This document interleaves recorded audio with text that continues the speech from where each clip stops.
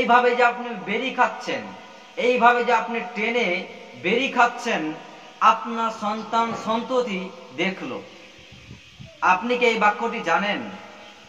আপনার সন্তান সন্ততি যারা ছোট, 5 বছরের নিচে রয়েছে, আপনি যখন এইভাবে বেরি টানবেন, এই নিষেধাজ্ঞাদ্রব্য পান করবেন, আপনার সন্ততি, আপনার সন্তান অনুভব করবে, ফিল করবে, আমার বাবা কেন, কি জন্য প্রত্যেক মুহূর্তে এইভাবে বিড়ি খাচ্ছে, কি জন্য প্রত্যেক মুহূর্তে এই জিনিসটি টানছে, তিনি অনুভব ফিল করবেন।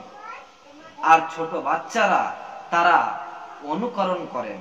আপনি যদি কোনো কথা বলেন, সেই কথা আপনার শুনবে না, কিন্তু সে অনুকরণ করবে। আপনি যেটা করবেন সেটাই সে শিখবে।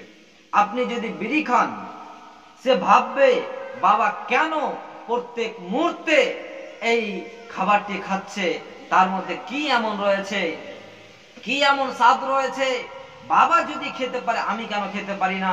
আপনার সন্তান এই অনুভব করে খাওয়ার চেষ্টা করবে। আর যদি আপনি বাবা হয়ে সন্তান সন্ততির সামনে বেহায়া অসভ্যতা না করে, নিষেধাজ্ঞাদ্রব্য পান না করে, যদি আপনি এই রকম বই নিয়ে সন্তান সন্ততির সামনে যদি পড়তে থাকেন, আপনার সন্তান, আপনার সন্ততিও ভাববে কেন, কি জন্য আমার বাবা প্রত্যেক মুহূর্তে সব সময় বই নিয়ে থাকে, কেন, কি জন্য এই জিনিসটি নিয়ে থাকে, তিনি ফিল করবে, অনুভব করবে। আমি যদি সে অনুভব করবে বাবা নিয়ে আছে, দেখি কি এমন বলা আছে, সেও চিন্তা করবেন। কিন্তু আমাদের সবচাইতে ত্রুটিপূর্ণ হচ্ছে যে আমরা সন্তান সন্ততির সামনে বেহায়া অসভ্যতা খারাপ কাজগুলো করে থাকি, কিন্তু ছোট বাচ্চারা অনুকরণ করেন। আপনি যদি আপনার সন্তানকে কিছু কথা বলেন, সেই সন্তান কথা শুনবে না, অনুকরণ করবেন।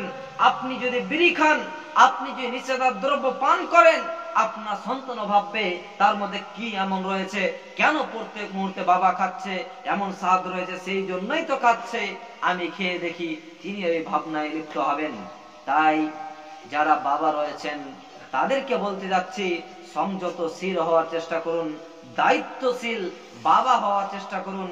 আপনার সন্তানকে আপনি বিড়ি কেনার জন্য আপনি দোকান পাঠাচ্ছেন, আপনার সন্তান ভাববে কি এমন জিনিস রয়েছে যে আমার বাবা আমাকে বারবার বিড়ি কেনার জন্য দোকান পাঠাচ্ছে, এই ভাবনায় লিপ্ত হতে পারে।